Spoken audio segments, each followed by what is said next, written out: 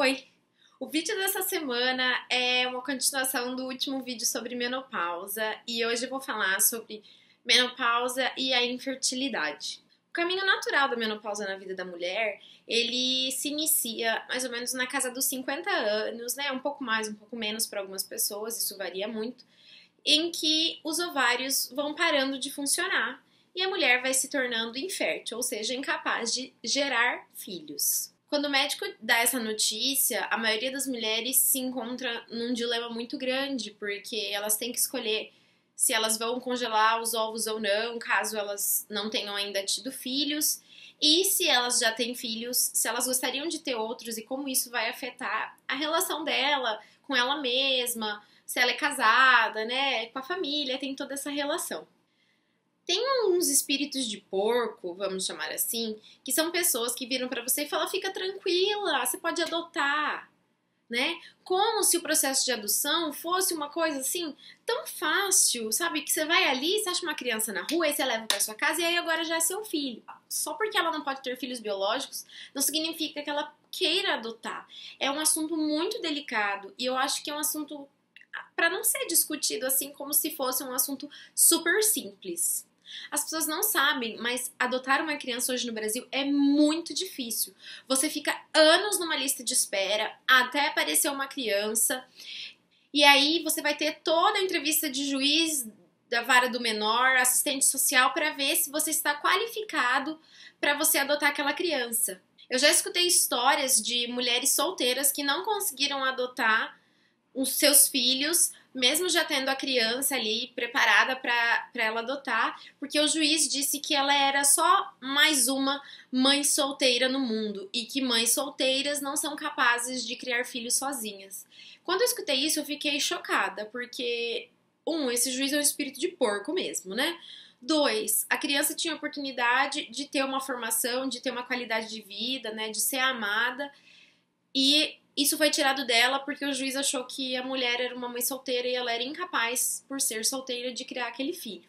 Algumas pessoas vão ter dificuldade em adotar uma criança, como eu já disse, o processo já é difícil e às vezes elas vão achar complicado conviver com uma criança que é fisicamente diferente dela e da família dela. Tipo assim, as pessoas têm problemas.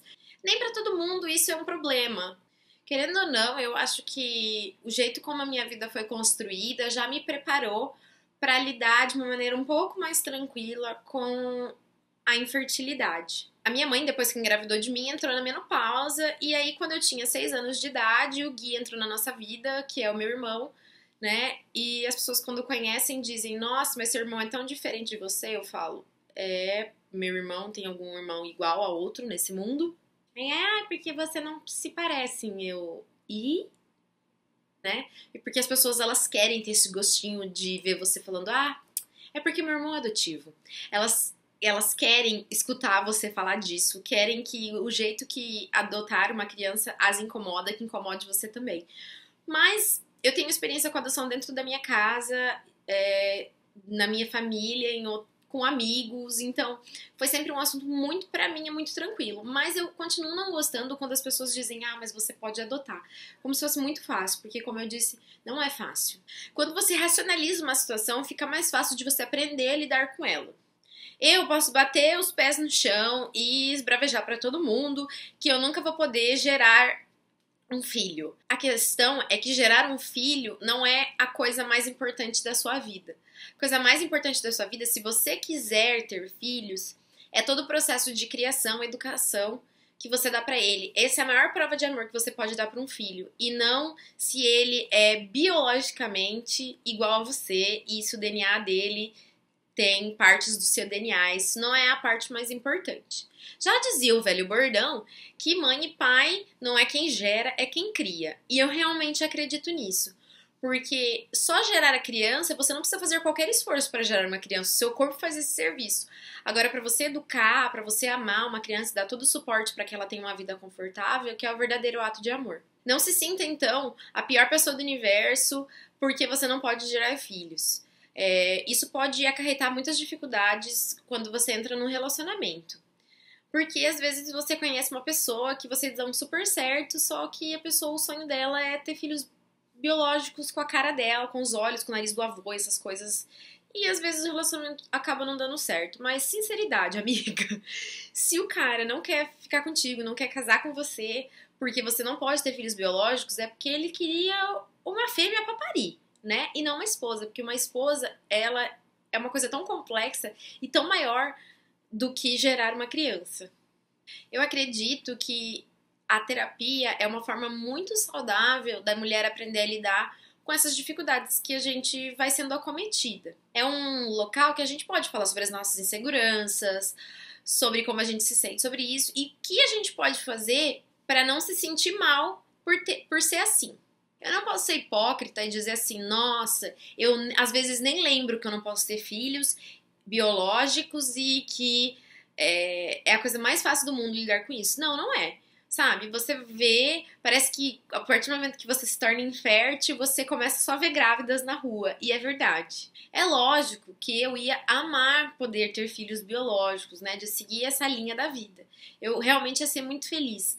Mas é o que eu sempre digo pra vocês, a gente tem que aceitar as situações na vida porque daí dói menos. Eu não posso mudar essa minha situação, né? Eu não posso fazer nada, eu não posso reimplantar o meu útero. Eu fiz um post no meu blog quando ele estava começando, no ano passado, sobre transplante de útero, que foi um assunto que tomou muito o campo da mídia no ano passado, e ainda mais esse ano, quando o bebê da mulher que fez o transplante nasceu. Mas se vocês tiverem curiosidade de ler um pouco mais sobre esse assunto e qual a minha opinião sobre isso, eu vou deixar o link aqui embaixo para vocês poderem ler. Vão ser diversos momentos em que você vai passar por situações constrangedoras, né? As pessoas que não conhecem você, não sabem que você tá na menopausa, que você não pode ter filhos biológicos, elas vão perguntar: ah, e aí, você não quer ter filhos? Nossa, imagina como você vai ficar linda com barrigão, imagina quando você tiver filhos, né? E toda aquela situação. Então, você vai ter que aprender a ter traquejo nessas situações. Muitas vezes não vale nem a pena você falar, eu não posso ter filhos. Eu nem falo isso, eu falo, realmente, né? Você concorda, porque a pessoa nem te conhece, é uma conversa informal, não vai fazer bem pra você, porque ela vai querer saber tudo depois de você e fere um pouco a sua privacidade. Resumindo, você não é uma pior pessoa, você não é menos mulher e menos interessante porque você não pode ter filhos. O que nos liga às outras pessoas são os laços de amor que a gente constrói. Então, muitas vezes, você vai poder ser mãe de diversas pessoas, muito mais pessoas do que você tinha sequer imaginado na sua vida, só pelos laços do amor. A mensagem do vídeo de hoje era essa. Eu espero que vocês tenham gostado. Se vocês gostaram, deem um like, se inscrevam no canal e coloquem aqui embaixo o seu feedback ou o seu comentário sobre isso. E se você quiser compartilhar a sua história também aqui, eu adoraria ler. Tchau!